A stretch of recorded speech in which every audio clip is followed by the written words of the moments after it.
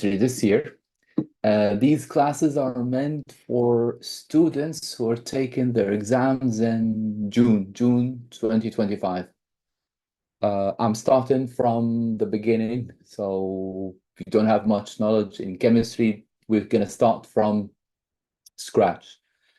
Let me just tell you a few things about this course. So we're starting here today, right? It's the 1st of September. We're gonna have 2 classes per week. This class is meant to explain the content. So today I'll be explaining all about states of matter theory. Plus I'll solve few questions. We also have another class. The second class is Wednesday, 7 p.m., 2 hours from now. So if you're in different time zone, second class, Wednesday's class is 2 hours after this time, 7 p.m. Here I'll be solving questions. Plus every week you'll have a short quiz about what we are doing on Sunday. So Sunday's class, explanation. Wednesday, we solve questions, plus we will have a quiz on this week's topic. Last Wednesday of every month, we will have a test about all what we've done during this month. We're supposed to be like done with 60% of chemistry, hopefully by end of December. So here you'll have like 1 week off holiday. But when we return back January next year, you'll have a exam about all the 60% I was telling you about, that 60% of chemistry, right? When are we supposed to be done with chemistry, like as content? We're supposed to be done by the 1st of March. So like Sunday, 3rd of March, we will start revision. Revision will look something like we solve full exam papers. So we'll solve entire exam papers. Plus, we do like revision, meaning like we try to connect different topics with one another, like mind maps and other questions. What's your question, Am?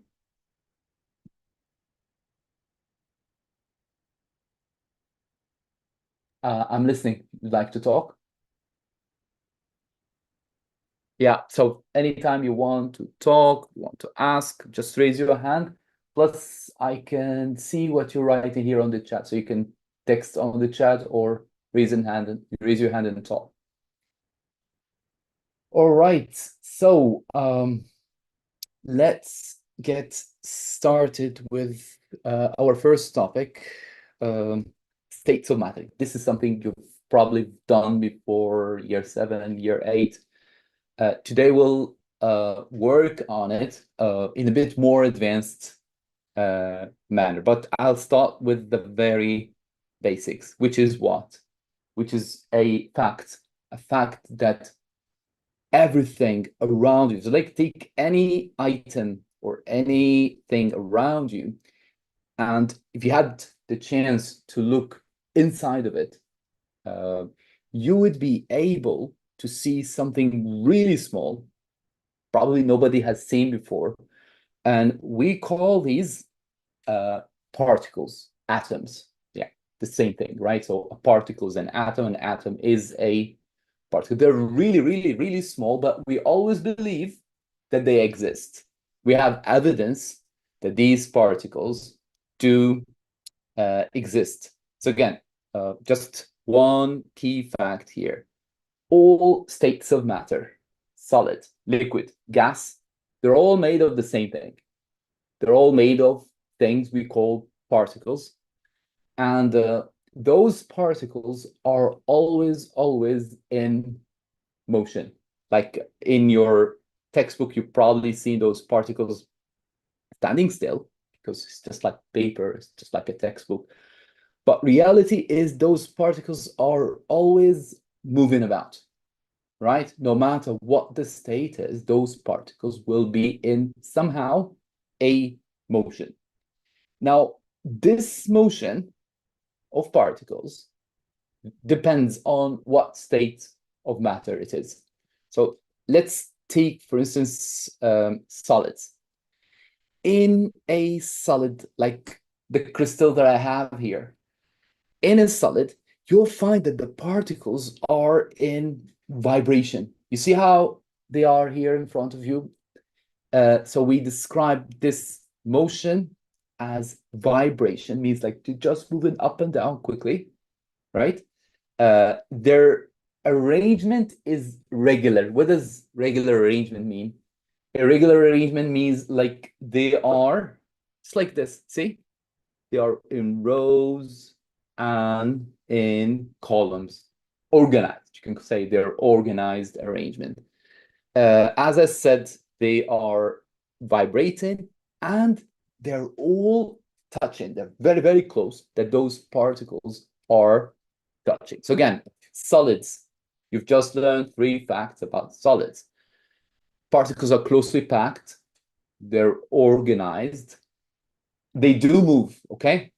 But that motion is just very, very minimum, and it is in vibration, okay? That was about solid, right? As you expect, we're going to talk about liquids. In liquids, the motion is more like sliding, right? So again, the motion here in liquids, they actually slide past each other. You see? You can see here, they're not regularly arranged, they're randomly arranged, and they're still touching. So again, between solids and liquids, what's common? Obviously, it's this, the fact that they here and here, they're both touching. They're closely packed, they're touching. But in liquids, they're random, and the motion, they're sliding past each other, okay? Can you predict what's it going to be like in gases? So think about it. How is it going to be like when it comes to gases? So here are the gas particles. How can gases be similar or different to other states of matter? So again, this time, the gas particles random. This is common with liquids. They are distant. So you can see here that gas particles are distant. And the motion, they're random motion. They're far apart. They're absolutely free to move. Okay, so again, let's just recap. Regular arrangement. The only state of matter that is regular arranged is solids. Random in liquids and gases. Their motion is minimum in solids, slide in liquids, and they're totally free to move in gases. Okay? I think it's easy, right? You have any question? Tell me. So what's more important than what I have here is how could we explain? So what's the explanation to what we have just seen here, right? So how do we explain? Because we're going to always ask you to explain why is it the solids are closely packed, why they cannot move about. And the explanation is really simple. You can explain all of what we have seen so far with 2 words. You always talk about what we call attraction forces. One more time. They ask you about any of what we have seen here. Your 2 keywords are forces of attraction, attraction forces. So let's just examine particles. I have like just a bunch of particles. This could be in any state. If these particles, you see those magnets? I put those magnets on purpose just to show you that particles attract one another. In some cases, those particles are really strongly attracted to one another. That's the case of solids. So again, if the force of attraction is strong, then that's a solid. If the force of attraction are quite weak, then that's liquids. And if they're really, really very, very weak, then that is gases. One more time. Force of attraction, whenever they ask you about any of these states of matter, we're going to say force of attraction, they pack these particles close to one another, depending on how strong they are. If they're very, very strong, then we're in solids. If they're very, very weak, then we are in gases. And if they're like average, then we're talking about liquids. Okay? All right. Look what I'm going to do now. I am going to check each state of matter separately. But tell me if you have any question, because soon I will be asking you questions. So let's just take a look at solids. Remember what we said? We said that if you take any solid, the arrangement is regular, right? The motion is vibration. And let me ask you a question. Think about the shape, right? Would you expect the shape of a solid to be fixed, or is it not going to be fixed, right? So again, here I have a solid, it's like ice. Solid particles or solid matter always have fixed shape and fixed volume. Someone's asking me, crystals are like what? Crystals are like solids, right? So crystals are solid. So everything that applies to solids would apply to a crystal. All right. What about the volume? What does it mean? The volume of a solid. Would you expect the volume of a solid to be fixed, or is it not going to be fixed? It's going to be fixed, right? What about the attraction forces? That's the one we've just mentioned there. The force of attraction are the strongest. So one more time. If you take any solid, the shape of the solid is fixed. It's not going to change. If I take any solid and I move it about, it's always going to be the same shape, right? The volume is fixed, and you got those strong forces of attraction, okay? They're asking here, are solid particles arranged in a crystal? Yes, right? So when it comes to metals, we describe that arrangement as a crystal lattice, right? But it's like just ahead of time. But for now, just let's call it regular arrangement, okay? Let me turn to liquids. Remember what we just said about solid? We said they have fixed shape, fixed volume. Can somebody tell me how is it going to be like in liquids? Is the shape going to be fixed? And is the volume going to be fixed? So again, if you take a liquid, let me just grab a cup of water. In terms of shape is not fixed. What does that mean? It means like if I take this cup of water and I pour it here on the floor, it's going to change its shape. But what about the volume? You'd expect the volume to be fixed. The answer is no. Just think about it. It's common sense. Take small bottle of water. Take a large bottle of water. Like this. The volume of this is different than the volume of that, right? So if I pour that small bottle into the big one, it's not going to fill it up completely. So again, in terms of shape, the shape is not fixed. Sorry, yes, not fixed, but the volume is fixed, right? density, what does density mean? You've probably heard about density from physics. What is density? Density is like if you take an object like what I have here and you drop it into water, right? Dense things would sink, right? And if they're less dense, then they would float, right? So again, which one is the densest among the states of matter? Solids are the densest, right?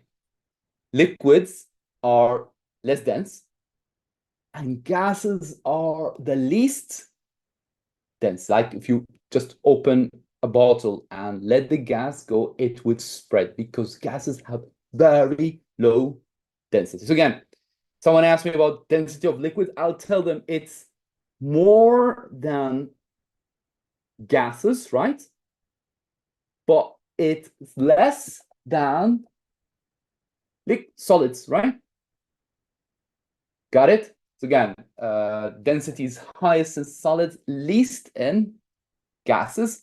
And the attraction forces, again, that's more than that you have in gases, but less than what you have in solids. Okay?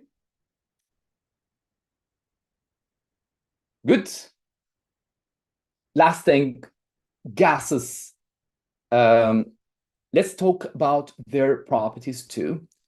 First of all, it's the fact that the shape of a gas is never fixed.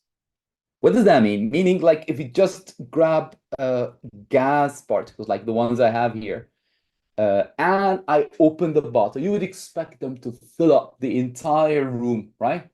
So, shape, volume, gases are never fixed, right? Density, we said it's the lowest against all states of matter. They have the least possible density, right? I have one last thing here to tell you about, which is this compressible, like squashing things. Think about it. I have sealed these syringes here, right? If I'm pressing them, which ones are the ones that you could compress? So, which is the only state of matter you could actually like squash and decrease their volume. So if I try solids, I would fail. If I try liquids, I would also fail. I'm trying to squash them, right? But good Rayan, if I've tried gases, I would be able to squash them.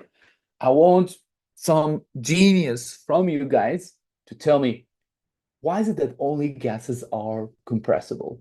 Why is it that I failed to compress solids? I failed to compress liquids. The only one I was able to compress is gases. So think about it. What made gases be able to compress? Right? Because it has the lowest density and volume. Close enough, right? Can you think of another reason, Fatima?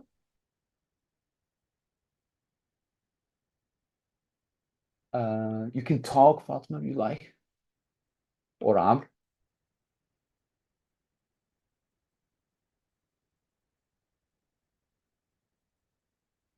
Lu'ay, maybe? You raise your hand, so you can talk. I open the mic thing.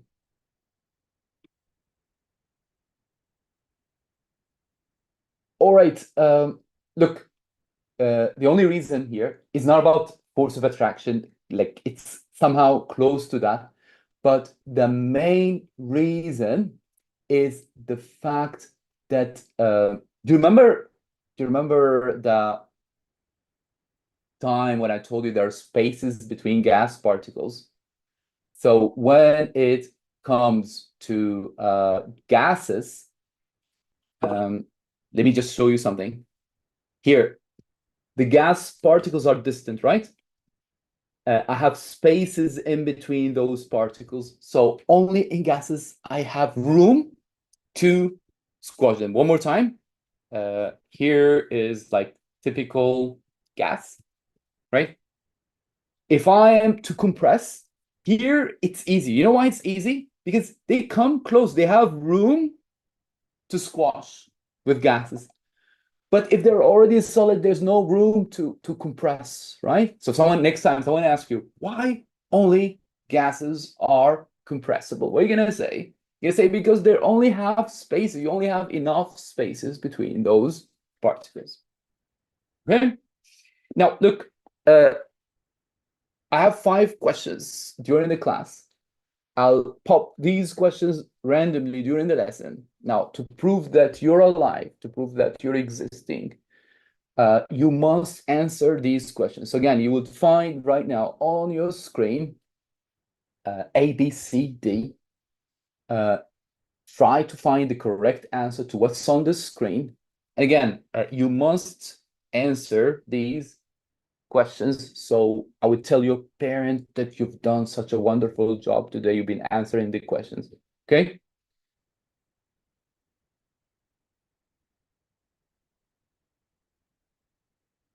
So again, those questions are gonna come without warning, just to make sure you guys are focusing. Okay?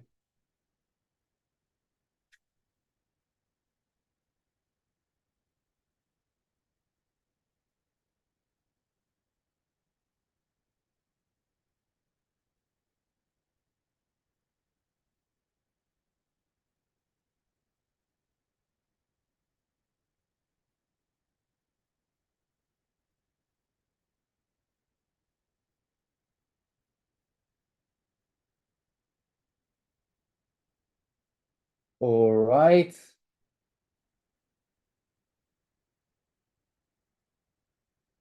So let's 10 more seconds. The question, Fatima, is on the screen. This question. Can't you see it? Right?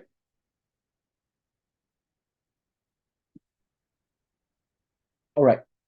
So let me read the question. Which statement about physical substance X? This is X, okay? Particles in state 1. What is state 1? That's a liquid, right? That's a gas. That's a solid. Got it? Particle state 1 vibrate about fixed position, nonsense, right? Okay. So that is what? That's a solid. That applies to solid. So I'm not going to choose A. Somebody is choosing A, not A. State 1 changes to state 2 by diffusion. So wrong, right? Doesn't make any sense. It's not like diffusion is not a change of state. State 2 changes directly to state 3, meaning you can go from gas to liquid by condensation. No, right?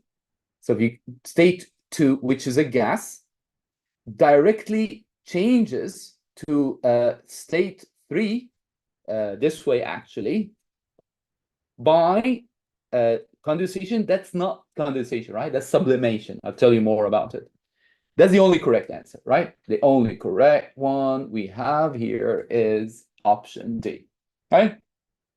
Doesn't matter. Those paper 2 questions are quite tricky, but we managed. They was just telling us about diffusion, right? What is diffusion? You've also probably heard about it. Look, if you've ever had this experience and you've opened like a bottle, like the one I have here, just like this, doesn't look good. Yeah, something like this, okay? You would smell, right? What's the reason that you smell the perfume that just opened here? It's diffusion, particles. Remember what I just told you at the beginning of the class? I told you that particles are always in motion. So when I open the cap, the particles here were allowed more room to spread, and they diffused all over the room. Now, if someone asks you, like, which states of matter are the ones that diffuse the most, it's gonna be gases. Gases diffuse much faster than liquids and solids. So one more time. Here what I have. This is something we call bromine. It's an element. Look what this guy's doing. As he opened the lid, you see that there's a lid right here. Okay. As he opens that lid here, look what's going to happen. That bromine would diffuse, and it's going to move from where there's more, this area at the bottom, we had more of the bromine, to where there is less. Usually we call that area where there is more of particles, we call it high concentration. So again, bromine is diffusing from high concentration. Where's the high concentration? You see it there at the bottom. To low concentration. Someone asks you, why do they diffuse? You're going to tell them because they're having random motion. Particles are always moving. Okay? So one more time. If I try solids, why solids don't diffuse? Do you remember what I told you at the beginning of the class? Solid particles are very closely attracted. If I try liquids, they do diffuse. They're weaker forces of attraction. If I try gases, wow, they will diffuse so fast. And again, the magic words, remember the magic word, 2 magic words I told you at the beginning of the class? Force of attraction, right? They have weak forces of attraction. But here we have a small trick. You've ever had this experience? I'm sure you've already had this experience. We take sugar, drop in the tea, and the entire cup of tea turns sweet, right? What causes the tea to become sweet? I've just told you solids don't diffuse, right? But how come the entire cup of tea turned sweet? Anyone knows this? Anyone knows like why? I told you solids don't diffuse, but if I put solid sugar into the tea, it spreads and it diffuses, basically, right? I have a genius there. He said magic word. What's the magic word? The magic word starts with D. Can someone other than Mu'min tell me the magic word that made the sugar diffuse? It's not density, Lujain. It's something about solids spreading, turning to another state. Very good. Carmen answered. It's dissolved. So before a solid diffuses, it must do what? It must dissolve, right? One more time. Solid don't diffuse, but for them to diffuse, what should they do first? They must dissolve, right? Makes sense. When they dissolve, they are able to spread about, okay? Got it? Good. Now, look, I'll pick people from you. You could raise your hand or you could tell me, I'm going to show you a property and raise your hand. Tell me which one does this apply to. If you can put in the chat box, you can put S, L, and G, and I'll watch your answers, right? So again, Mu'min, can you try first? Yes, Mu'min? Solid. Sorry, so the highest density applies to solids. Lujain? No diffusion. Which one doesn't diffuse at all? Few solids. Absolutely right. Who else can try? Which one is the one that has fixed shape? Which is the only one that has fixed shape? Ahmed? Solids. Absolutely right. which one is the one that will diffuse at the highest speed? So one more time, which one of these in front of you, solid, liquid, gas, is the one that will diffuse at its highest speed? Very good, Lamar. So look, she said it's gas. Why is it gas? Because they have two magic words: the weakest force of attraction, right? Which one has strong attraction forces? Easy enough, right? Which one has the strongest force of attraction? Solids. Lujain, can you try this? Which one has, look, Lujain, this one diffuses, but diffuses slowly. It diffuses, but it has slow diffusion. Very good. Ali Muhammad, old friend of mine, he said the right answer. He said it's Lujain, do you know which one? You can talk if you like. Absolutely right. And Amr, fixed volume and shape. Do you know this one? It has fixed volume and shape. Amr.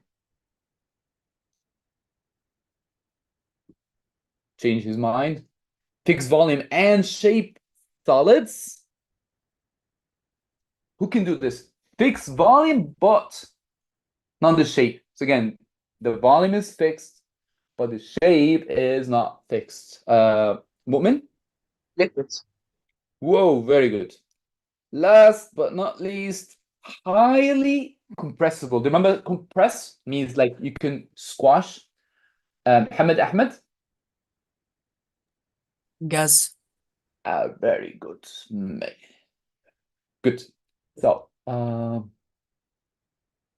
let me get. I have quick question. When somebody speaks, does your screen, like, does that thing in front of you get smaller, or is just happening for me? Like when people speak, does the screen get smaller for you, or it's just for me? Oh, very good. So I can keep your mics open, okay? Because all right, we got a question. How small it is, Ali? Can you take a screenshot, Ali Muhammad, and show me what's the problem with your screen? So my question is like this.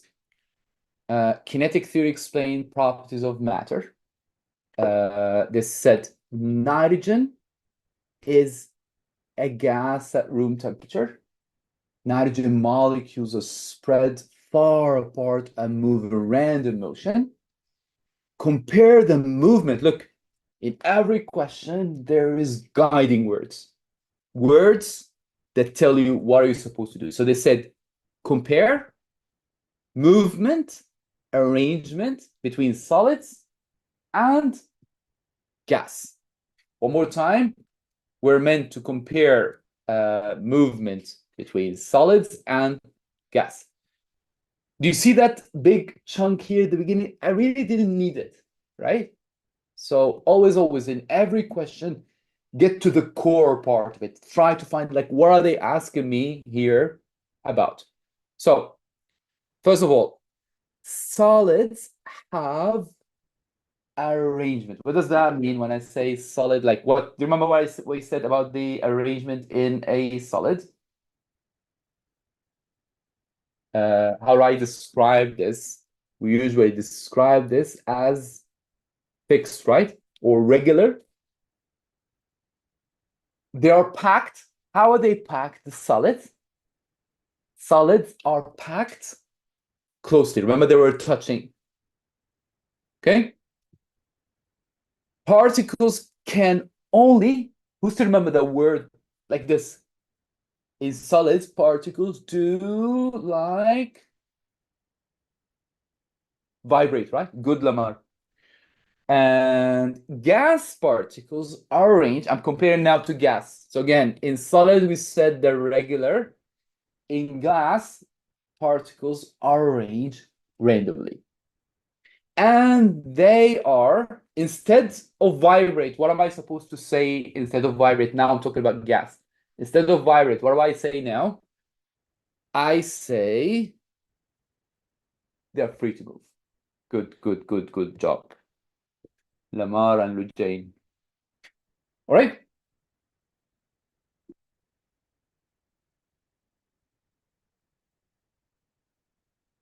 Okay. So, did you get the answers? I sent you that sheet earlier today. If you have written the answers, I'm just gonna move on. Change of state. I'm gonna show you a picture, and you guys, because you've probably done this at some point in your life, I want you to describe either by voice or in the chat box. I want you to describe what's the change of state in front of you. So again, this is the first one. Easy peasy. What is that? Change of state. Do you know what it is? I think everyone knows, right? Even this boy knows what it is, right? So that is melting, right? Melting is when it goes from solid to liquid. Okay? Good, Ali. Going back to the boy. His hair is drying up. What would you describe that change of state? So again, if your hair is wet and is drying up, what am I going to describe that change of state? Some people would say it's evaporation. Some people would say it's boiling, right? It's the same thing, right? In this case, I would say evaporation, right? So his hair is, the water on his hair is evaporating, right? But what's the difference between this and what I have right here? That's boiling. Okay, so how is boiling and evaporation different? That's what I'm going to tell you about in just a minute. In short, evaporation happens all the time. Boiling only happens at a specific temperature, right? I'll tell you like a whole table of comparison between the two of them, but let's just get going. I have this one. I have like cold surface and I did like this. What is that change of state that has just happened on your screen? Do you know what we call this? This is going from gas to liquid. And that is what I call, starts with C. Do you know what I call this? I call this condensation, right? So yeah, let's compare between boiling and evaporation. Okay? In your chat box, can you guys put B or E? Everyone must answer. Again, I'm gonna check the log or the chat and you must answer. Otherwise, you'll be in trouble. So again, which one is slower? Is it B or is it E? One more time. Put the answer, right? I'm watching. Tell me, which one is going to be the slower? Is it boiling, B, or evaporation, E? It's going to be E, right? Makes sense. Which one is reversible? Can you guess which one of these is reversible? Some of you are falling into that trick. Ahmed, do you know which one of these is reversible? I think evaporation. Think again. Boiling. Ahmed, think again. Evaporation. Think one more time. Still evaporation. Both. Yes. All changes of state are physical, right? Physical changes are reversible, right? Good. So I'm just going to be in the middle. Another one. Who has the bravery to tell me which one involves particles moving faster, means more kinetic energy is movement, right? Which one involves making particles move faster? Which one, like, sorry, repeat? Boiling. Yes, we have more kinetic energy in boiling. Which one only happens on the surface of the liquid? Only on the surface, not the entire liquid, only on its surface. Easy, right? Evaporation. Which one occurs all the time? You can't help it, would never stop. That is what? That is evaporation. Which one requires higher temperature? Which change of state requires higher temperature? It's boiling.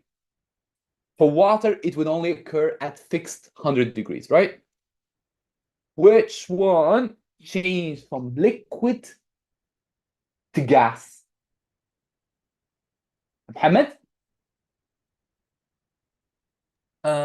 Evaporation And and boiling. yeah, both, right? Common. Which one only occurs at a fixed temperature? Boiling, right? Good. Now, I want to show you some magic thing happening here. This is like something rare to happen. That something doesn't happen very often. It only occurs to specific materials. This is called iodine. So that substance, that element in front of you is known as what? Is known as iodine. If you heat iodine, it's not going to evaporate, not going to boil. It actually changes state straight from solid all the way to gas, right? That's what I call what? I call this sublimation, right? So sublime to sublime is to turn state from solid to gas. You can always do what? You can always reverse it. You can always reverse something. How do you reverse it? Look, the guy here is going to take some ice. He's going to put it to the top. That ice is going to cool down the gas and turn back to what? Turn back to solid.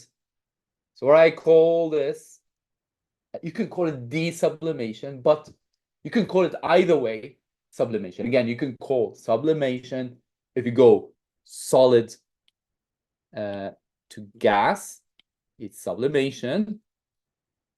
Or if you go gas to solid, it's still called sublimation, right? And that's rare. Only happens to some few materials, right? So, another question. I want you to prove your existence. Tell me, I'm gonna pop the question. You guys must answer this one.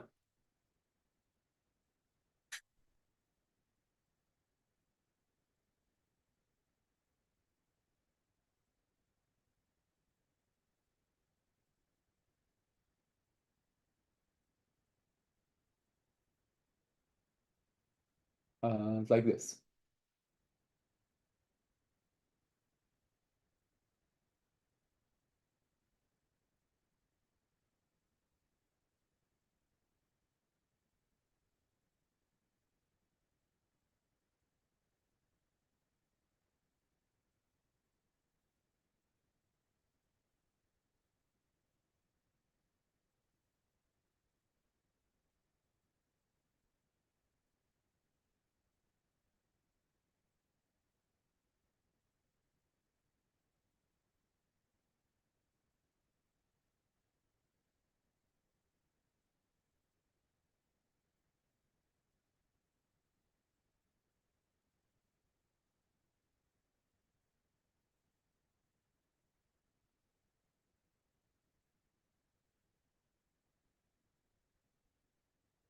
Right. Question. Pure water boils at 100, right? they gain kinetic energy and move further apart. They gain kinetic energy, stay close. They lose energy and move further apart. They lose energy and stay close together. It's pretty obvious, right? I think almost everyone got it right. And the answer is A, right? So again, if particles are heated, they're gonna gain. You supply heat, they gain energy. And we're going from what to what? We're going from liquid, random, closely touched, into gas like this, right? Right. Words that would describe gain of energy and loss of energy. There's one word, we call it endothermic, and another word we call it exothermic. Again, I was just telling you there about particles gaining and losing energy. If particles gain energy, we describe this change as endo. Endo is always inside, right? Exos, like exit, is outside. So one more time. If I have, let me just fix something.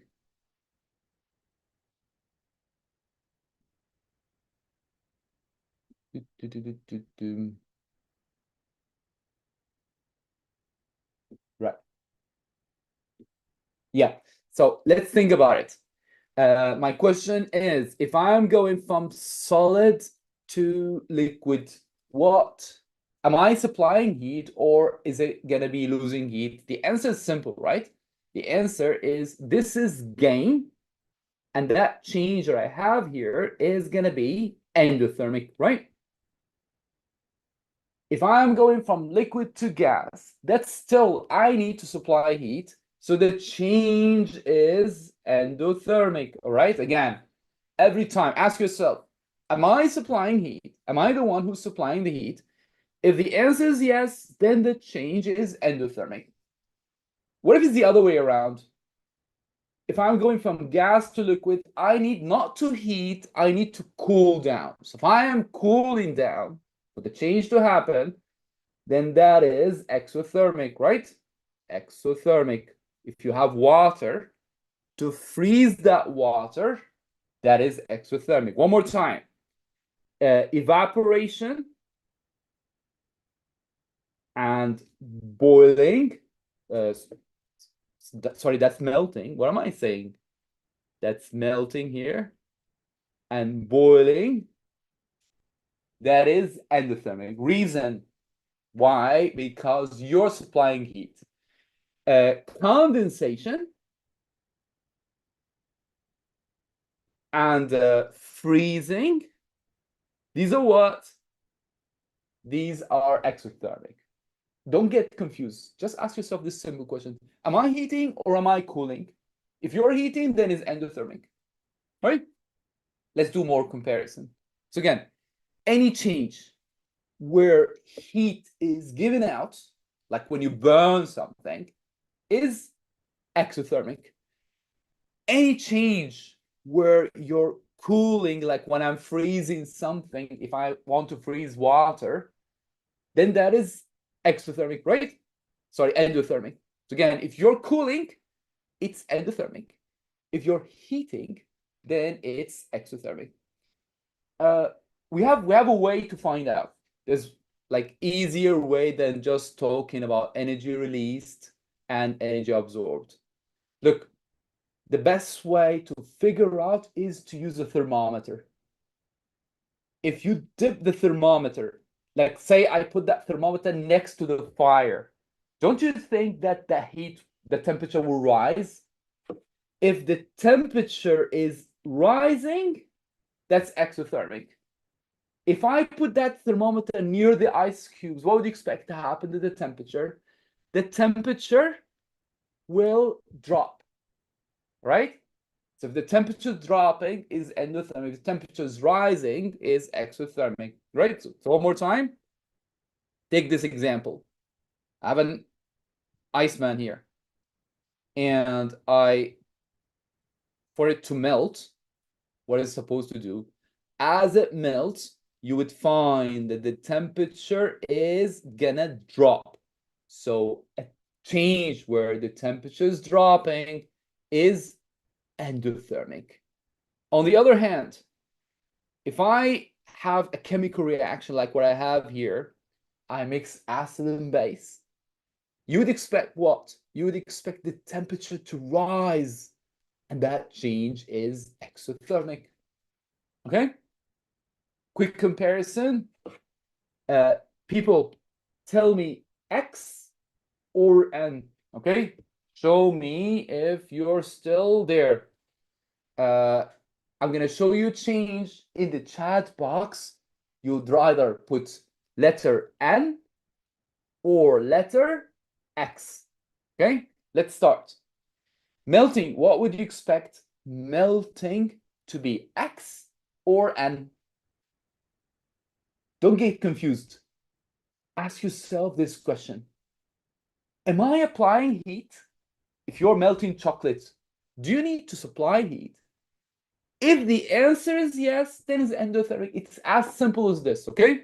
So again, melting is what? Melting is endothermic, okay? Let's try another one. Freezing.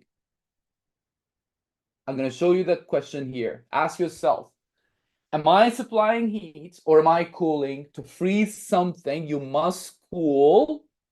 So it's exothermic. Evaporation. Do you need to heat or cool? If it's evaporated, heat, right? So endo. Condensation. If you're condensing water vapor, don't you need like cold surface? Don't you need to cool? So that's exothermic. Burning. If you're burning a fuel, do you release heat or do you absorb heat?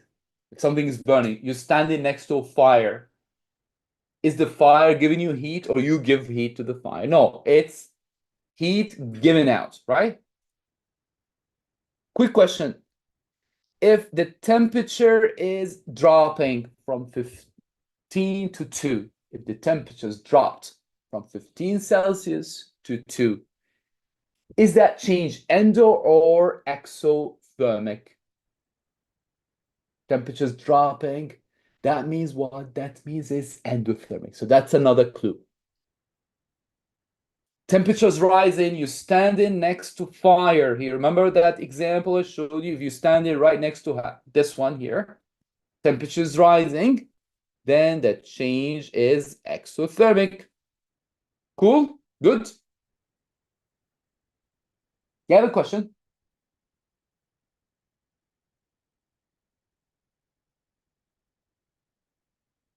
Okay. Right. Another question. Show me how good you guys are. Can you answer this question? Blocking the view, so we put it like this.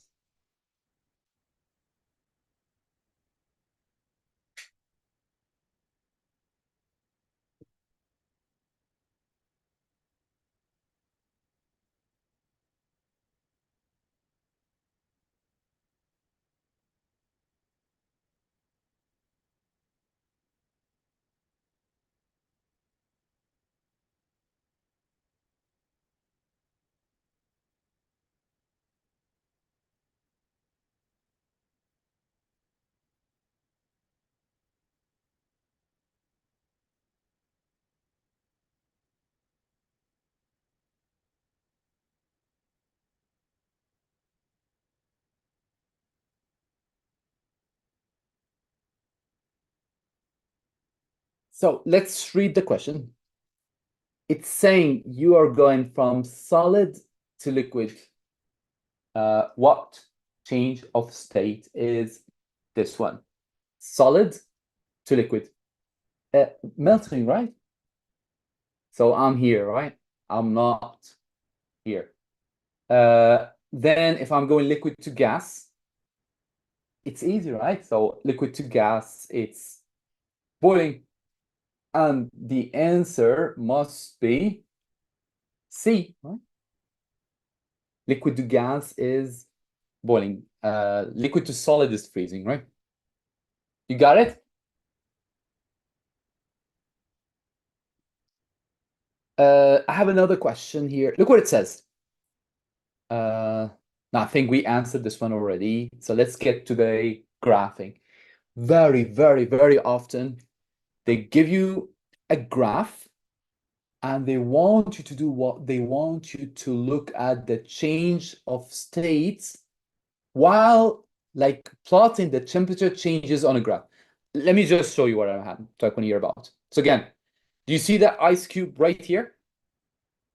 I'm gonna heat that ice cube, and meanwhile, I'm gonna show the changes of temperature. So again, the ice cube is heated, the temperature is rising like this, and then it goes up. It keeps going up, keeps going up, keeps going up, until when? Until a change of state happens. One more time, let me show you again. Here's my graph. It's a graph of temperature against time, okay? And what am I having? I'm having like an ice cube, like the one I have here. As I heat, so when I'm heating, you'll find that the temperature is rising like this. It goes all the way like this until the melting point. At the melting point, what happens? You'll find that the temperature stays constant, but then it starts rising. If I keep on heating until boiling, you find that the temperature stays constant again. Keep on heating, you'll find that the temperature rises. So again, why is it that the temperature doesn't go like this? Whoop, all the way up. Why do we have like a ladder? Why do we have like increase, decrease, and so on? The answer is like this. So again, this is melting, right? This is boiling. These are the melting point and the boiling point of that solid. Why is the temperature stays constant during these times? The answer comes from those two magic words I told you about at the beginning of the class. Remember, the force of attraction. So again, here's my ice. If I heat it, what happens? The particles gain energy. They keep gaining energy, right? They would only increase the temperature above the melting point only when you break those forces of attraction. You see those forces of attraction? When you're heating, you're breaking them here, right? You break those forces of attraction, and the temperature never rises. It stays constant. It stays like this until when? Until you break those forces of attraction. One more time. Can I write it for you? Look. During a change of state, all right, temperature stays constant. Very, very important. They're going to ask you why. What are you going to say? Because heat is used to break the magic words. What are you going to say? To break the forces of attraction. Okay? Very important. Tell me if you don't understand it. So again, they're going to give you a graph. The graph is going to look something like this. It looks like a ladder. And they're going to ask you, why is it that the temperature stays constant at X and stays constant at Y? What are you going to tell them? You just tell them like this. Heat is used to break the force of attraction. Very good job, Fatma. Fatma wrote the answer even before I said it. Very good. Okay. So again, here's a heating curve. So that's a heating curve. What are we going to do? We're going to label that heating curve. So let's start. In your chat box, tell me which letter represents boiling. So again, A, B, C, D, E, F. Where on that graph there is boiling? Think about it. Boiling is like going liquid to gas. So where do you see a change of state? Changes of state are always when the line becomes steady, constant, right? So where is boiling? You would expect boiling to be here, right? What about melting? Where would you expect melting to be? Melting is going to be going from solid to liquid. It's going to be like this, right? Solid, liquid, gas. Got it? Freezing is the opposite to melting, right? So freezing is here. Condensation is right here. What do I call this graph? This graph is called a heating curve. Okay? What's the opposite? The opposite is cooling curve. Let me show you a cooling curve. In cooling curve, how do I go about? I start from gas. So where is the gas? Here's the gas, right? And I'm going all the way to a solid, going through a liquid. Okay? So again, where is the condensation? Condensation is gas to liquid. Freezing is liquid to solid. Now I have a question for you guys. I'm going to put an arrow like this and an arrow like that.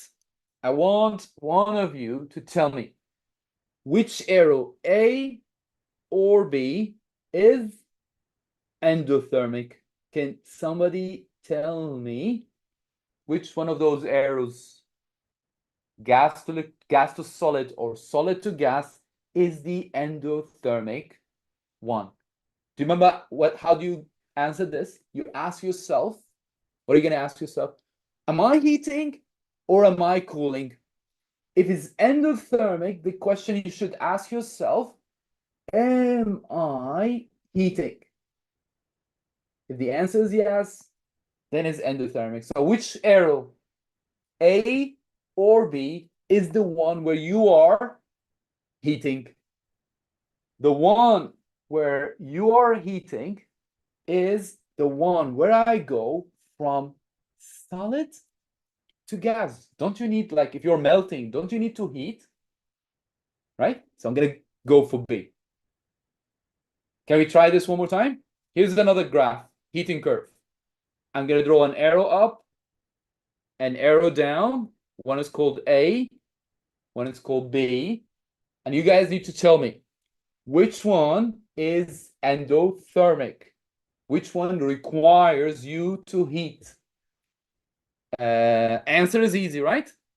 It's going to be the one where you go from solid to gas. That is endothermic. Good. Now it's your turn. Here's the question. Tell me, what do you think is the correct answer?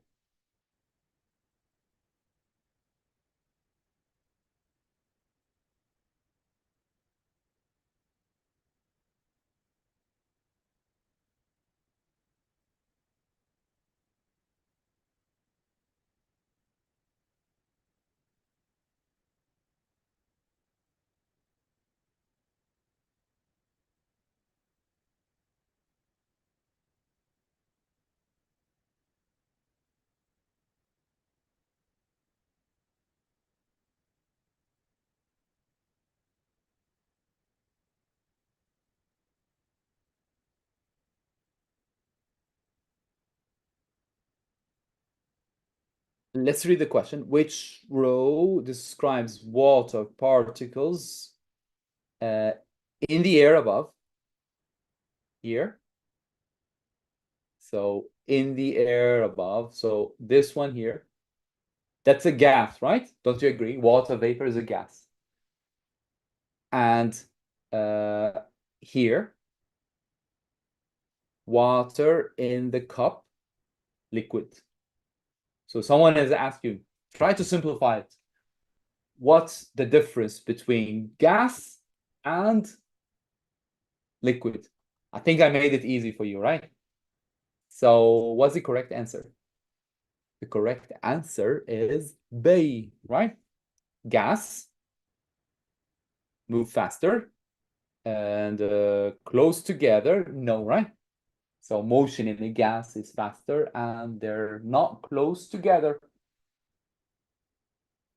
Good. So you're comparing this box, gas, to this box, liquid. Okay? So that's what the question is. Good. Do you remember that cooling curve I was telling you about? We got these changes that said the particles in the substance most kinetic energy. Can someone figure out from the graph where do I have the highest kinetic energy? We answered something similar in the beginning of the class. At that time, we said what? At that time, we said it's where we are in gas. So if you know on the graph, where is the gas, you can answer the question. So again, it's a cooling curve. You go from this to liquid to solid. So the answer here must be S. Here it says particles furthest apart. Among the three states of matter, which one has the particles furthest apart? It should be what? Should be also gas, right? Someone's asking, why isn't the answer T? Look, my friend, I'm looking for the highest temperature, my friend. Okay? Kinetic energy increases when temperature increases. So ask yourself, where is the highest temperature? It's S. S is higher than T, isn't it? The substance exists as both gas and liquid. So where do you expect the substance to exist at gas and liquid at the same time? Gas to liquid at the same time. So like a change of state is happening. So where do you expect a change of state from gas to liquid to happen? Here's a graph. Look at it. Where is that change of state, gas to liquid? That's the gas. That's the liquid. It's somewhere here, right? So what do I choose? I choose V. Use the graph to estimate freezing point. Where's that freezing? Freezing is like what? Freezing, you change from liquid to solid. So where do I have a change going from liquid to solid? It's somewhere in I've covered it. So again, remember, that's my liquid. And that's my solid. So somewhere here, right? So what am I meant to do?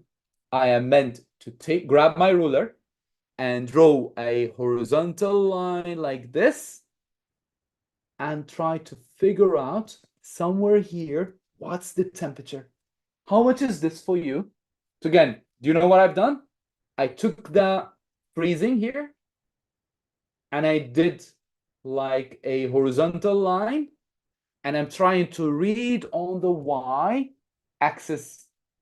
In the mark scheme, the answer, the official answer, they accepted anything from 130 to 145. So any number from these is correct. I'll explain it again. So look, my friend, this said freezing. What is freezing? Freezing going from liquid to solid. On my graph, that's liquid, that's solid. So I looked on the graph right here. and I found the change of state. From here, I took my ruler and I drew a line like this.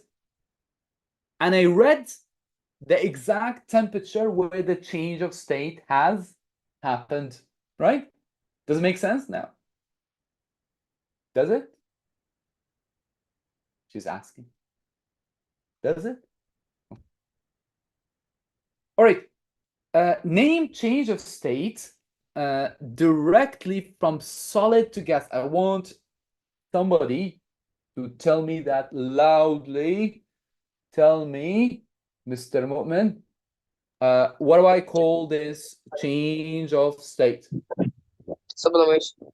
Sublimation. Good, good, good. Good. All right. I have another question here. Look what it says. Describe the volume and shape of liquids. Who's as brave as Mu'min can tell me how do I describe the volume and shape? You must describe both to gain that precious mark. So what's the volume like of liquid and what's the shape like of liquid? Good, Lamar, she said. That's good. So again, volume is fixed. Shape is not fixed. Okay, so again, both of these earn you 1 mark. Here they gave me a table, and that table is to compare solid, liquid, gas. And they wanted me to talk about separation of particles. Look, when I get a question like this, they gave me a whole line here as a clue. So I'm going to use the same vocabs, the same words to answer my case, right? So again, for solid, do I say touching or I shouldn't be say do particles in solid? Remember the beginning of the class? Do particles in the solid touch or they do not touch? So what do I say there? Tell me, my friend. Touching one another. Yes, so they're touching one another, right?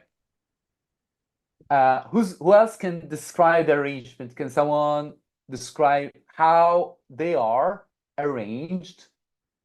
I'm talking here about solids. How are particles in solids arranged? Mohammed? Yeah, go ahead, Mohammed. Here you go. So how do you describe they are arranged in solids? Do I say random like this, or do I say another word instead of random? I would say instead of random, I'm saying regular, right? Do you remember that when solids are doing like this, we meant to describe their motion? So how am I going to describe the motion of solids? I'm going to say here they vibrate. Can somebody do that entire line for gases? So let's speak about gases in terms of separation, arrangement, and movement. Mu'min?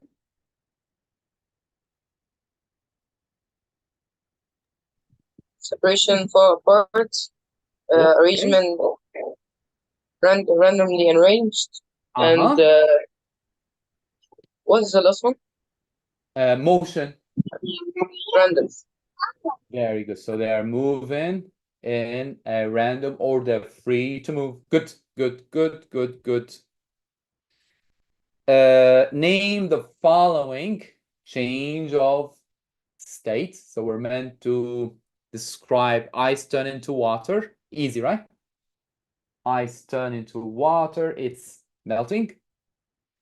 Solid carbon dioxide turn into gas. Do you remember that word? A couple of minutes ago, somebody said that word.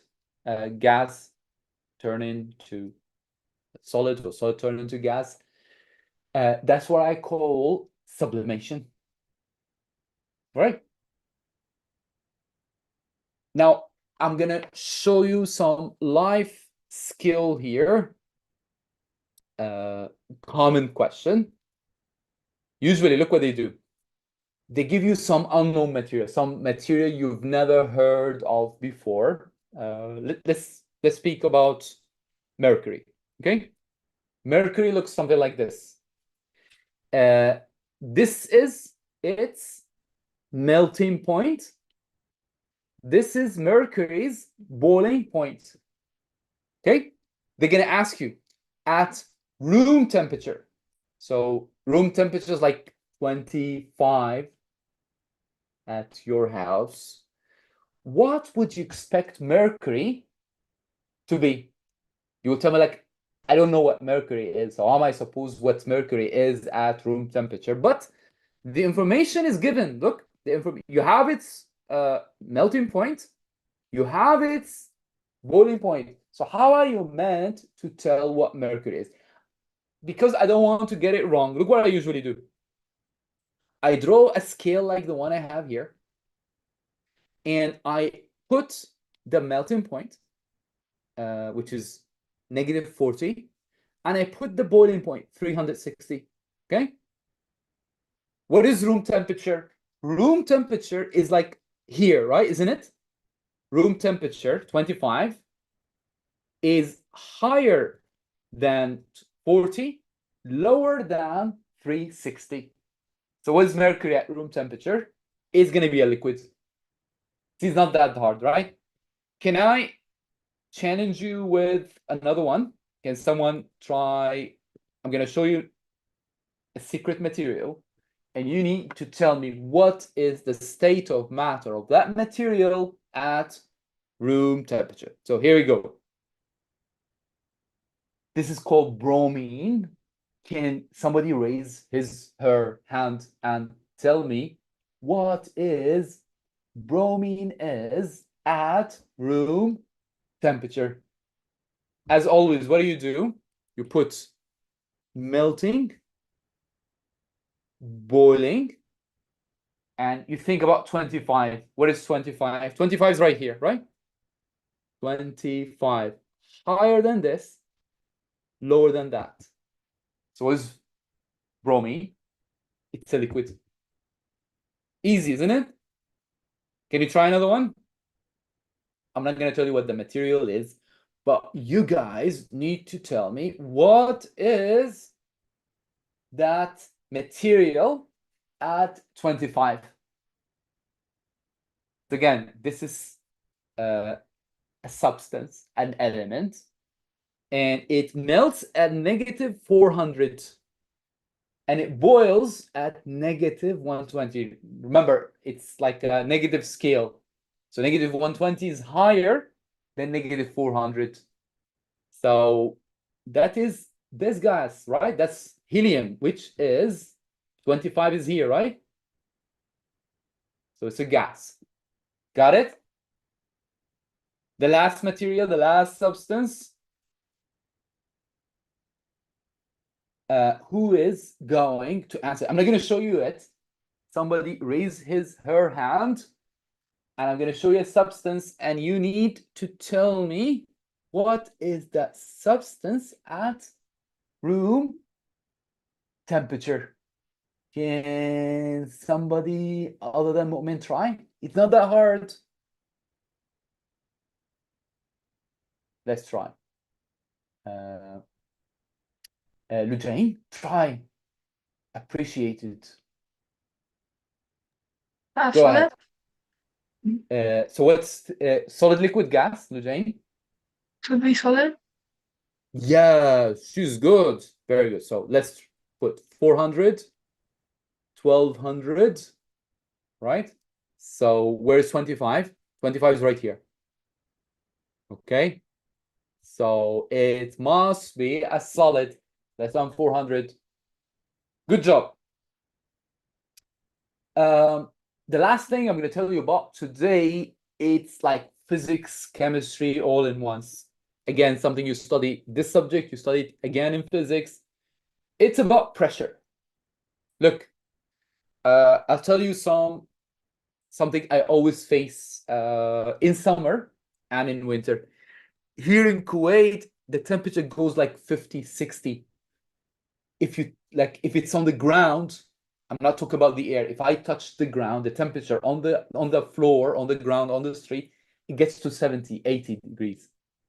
So usually at the beginning of summer, do you know what I do to my car tires? I remove air, because if I keep the air inside the tire as it is, it's going to explode. In winter, I do the opposite. In winter, I put air inside the tire because the pressure inside the tire drops in winter. So again, there's always a relationship between pressure and temperature. Based on what I've just said, can someone state what's the relationship between temperature and pressure? Is going to take this format. As the temperature increases, what happens to the pressure? And as the temperature decreases, what happens to the pressure? One more time. You got a balloon here. I'm going to take that balloon, and look what I'm going to do. I'm going to heat it up. This gas particle inside the balloon. If I heat the balloon, what would you do those gas particles inside? They're going to start to move faster. Okay? They gain what? Do you guys know what I call this energy when particles move fast like this? I say that they have more kinetic energy, right? So pressure and temperature. As the temperature increases, what happens to the pressure? Kinetic energy increases. Particles move faster. And what do? Those particles, they start to hit the wall of the container. Do you remember the balloon? If I heat the gas particles inside the balloon, they're going to do what? They're going to hit the wall faster. All right? This causes particles to, it's a word start with C. It's like scientific word. Starts with C for hitting. Do you know what that word is? So again, I'm hitting, I'm bombarding. What do I call it when? Yeah, it's good, Lamar. So she said collide. So particles collide with the wall of the container. Okay? And leading to what? Leading to an increase of pressure. So again, super important note here, right? They're going to ask you why pressure increases as temperature increases. You're going to tell them as it is. They collide, use the word collide, and use the word hit the wall of the container. Okay? And one more question. Can you try this, people? Question 5, the last for today.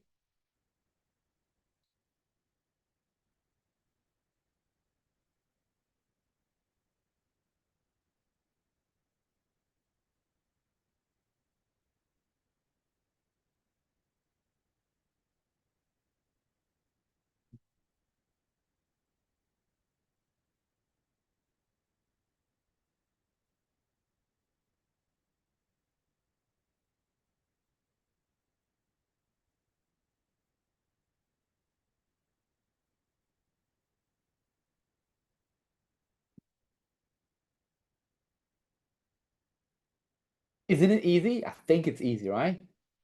Let's read it. Which substance would compress, and what is the reason for this? So again, you have gas, you have solid, which one you can compress, right? And what's the reason that it gets compressed? So it's gas, right? Reason, because they have spaces, right? Like they are distant.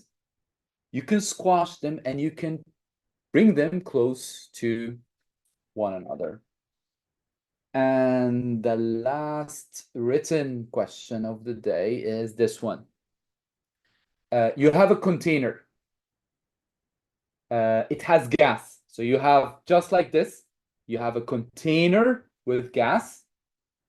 And use the kinetic theory to explain why pressure increases when temperature increases. Who's gonna make my day? Who's gonna answer this question and make me happy until the end of night? Yalla Ali. Ali's like an old friend of mine. As temperatures increase, the kinetic energy increases. Uh-huh. Particles at higher temperature collide with the walls, leading to higher pressure. Amazing. Very good. So again, as temperature increases, particles collide. They hit. What do they hit? They hit the wall of the container much faster, leading to an increase of pressure. Okay. Now, let me tell you what are you meant to do from here onwards. Look, our next class, as I said, it's gonna be Wednesday, 30 minutes from now. Wednesday, different time zone. It's gonna be 30 minutes from now. It's 7 p.m. where I live. Quiz is gonna be about what we did today. So quiz on Wednesday on what we did. I will also send you a link to Google Classroom. I'm gonna send it to you on the WhatsApp group, okay? So if you didn't join the WhatsApp group, just text me and I will send you a link to the Google Classroom where you're meant to submit your homework. What time you're meant to submit your homework? Right after Wednesday's class, okay? So again, I'm gonna give you the homework today when you will submit it Wednesday night. But you have Sunday, Monday, Tuesday, Wednesday, right? Good enough, okay? If you're not on the WhatsApp group, just text me and you'll join. From now